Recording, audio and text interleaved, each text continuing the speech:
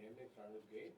My voice is a little bit bad, but still I was very keen when I got the invitation. I want to listen to Dr. Balasooriya because he had first discussion also with us in a very elementary form. That's what he was going to do at that time. Now he has done that.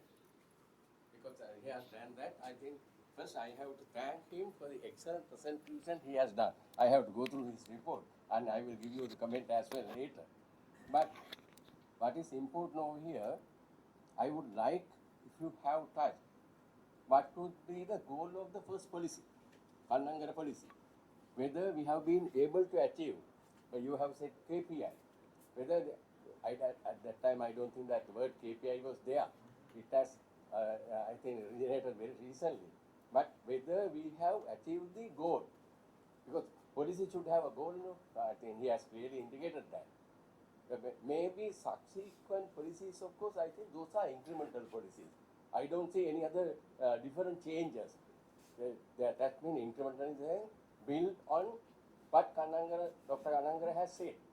But there is no any, I think Kannangara policy, I would say, is a very radical policy at that time. I think, I don't know whether you have elaborated that way, how he has convinced the others. I think many people have opposed at that time, as I have read, because I don't know, I have read some literature. That's how he has been able to win. And also it has taken, I think, 3 to 4 years to pass the Act, Education Ordinance at that time, right? Because at that time, I think that's, I would say it's radical, the way he has proposed over there, right? And also he had some objective at that time. Maybe, I don't know whether Education Act has specified saying that these are the objectives that we are going to achieve. Maybe he had some purpose. At that time, they used the word purpose, no? Because our vision, mission, objective, those are latest addition. At that time, maybe in the Act you find purpose. Have we been able to achieve those purpose? That should be highlighted. After that, of course, many, I think, you have different views with regards to other policy. I think that incremental, of course, the way you have predicted, that's really important. That's what we call incremental approach, right? Incremental approach, that means that was, I think, concept was developed by Charles Lindner in the USA, right? Incremental approach. But radical approach, that's a different concept, right? But again, of course, that's one thing I want to say. Then with regard to this allocation for education, that's somewhat controversial. No? The norm is 6% of GDP. I haven't heard of any government of the world which has allocated 6%. 5 point plus I have heard, but 6% I haven't heard. Because in our situation, can we do that? Our GDP is about, I think, about 13% of the GDP government income, 13%, right, of GDP. Out of that, can we allocate 6%? How about health? How about public service? How about security? Then how about public servant salaries, etc.? Can we do that? That is not realistic, right? That means maybe progressively we can do it over the time. I don't know how long. Maybe by 2048, by that time, country was a developed country, will be a developed country. That's the thinking.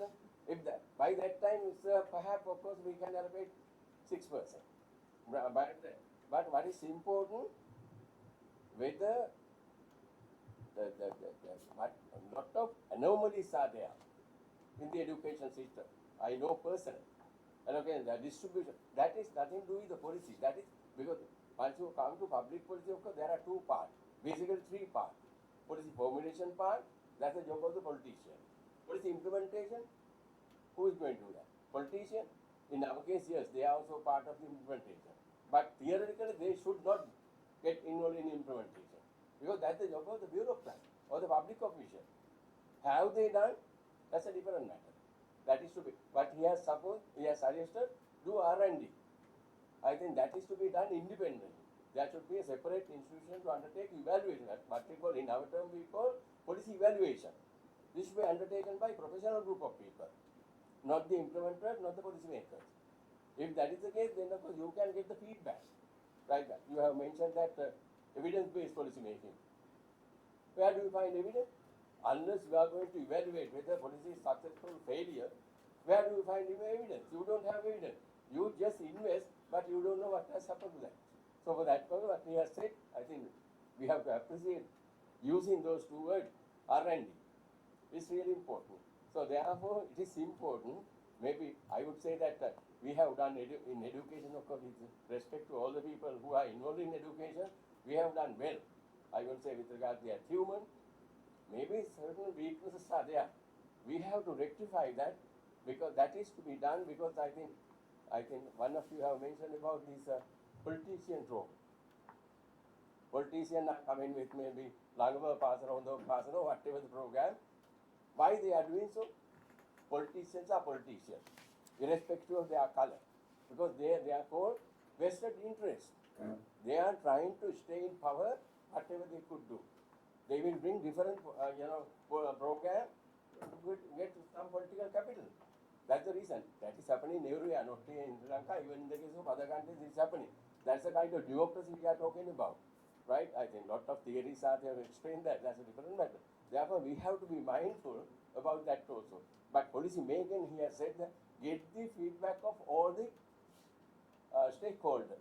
I don't know if the policy making people, NIE, even the other institutions that ladies handling, are you getting consultation from others concerned? We are not aware of that, right?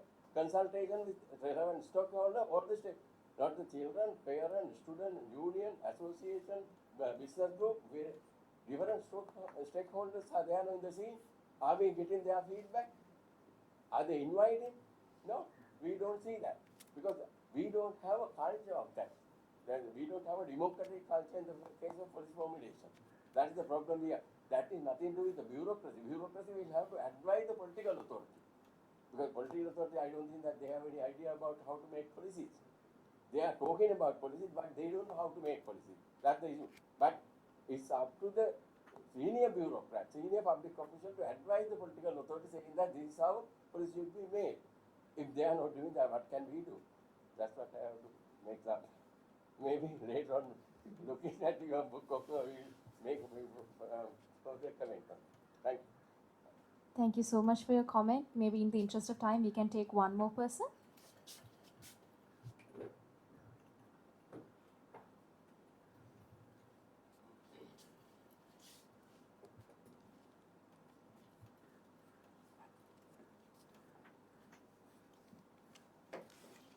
The mic.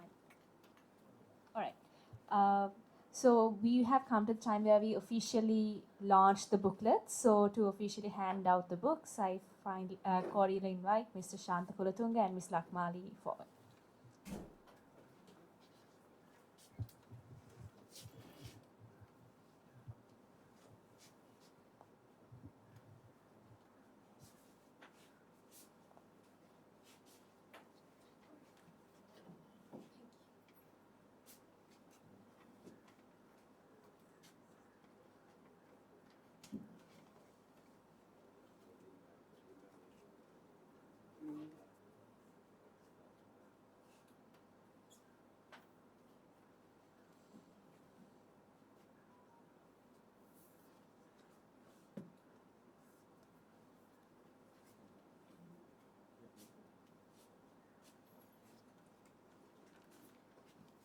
So before closing today's proceedings, I would like to invite the chairperson of the Coalition for Educational Development, Dr. Chandana Bandara, to present the vote of thanks.